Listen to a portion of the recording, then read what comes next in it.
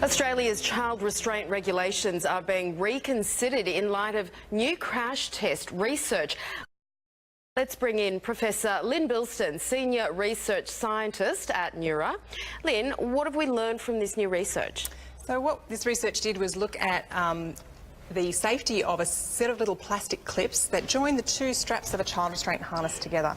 So one of the biggest problems with child restraints is that they're not correctly used in vehicles. They're quite complicated. Sometimes parents don't remember, and sometimes kids themselves wiggle around in the restraints and can get them loose and can get out of position.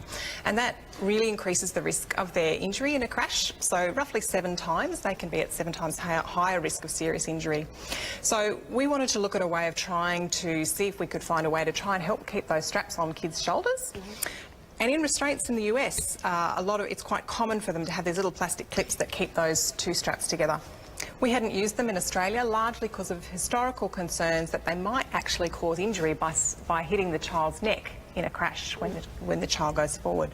And so that's what brought us to this research. And so in the US, they've been using these child restraints for about 15 years. Yep. So what's taken us so long to look into it? Why only now? Well, so in the US they sort of came in dribs and drabs, if you like, and in Australia there's always been concern that children could slide down in their restraint, and that could cause a problem. These clips, although they might, and you'll see when I talk about the work, they actually do seem to help keep the straps together and make it safer. They also make it more difficult to get a child out of the restraint in a crash, because you don't just have to push the button and get the kid out, you've got to undo the clip as well and get them out. So they do make it a little bit more difficult to get the child out in a crash. So it's just a balance of these things. And so the research has shown, while it doesn't look like children will get neck injuries, it could actually help protect children in a crash. Yeah, so we looked at, first of all, we looked to see if in the US, where they've been using them for a long time, whether there was any suggestion that they might be causing injury. There were 888 kids that were in the study that we looked at, a big US crash database. We couldn't see any sign that they were causing injury. And when we looked at the overall injury risk in those kids in crashes, they were roughly half the risk of getting a serious injury compared to kids who either weren't using the clips or weren't using them properly.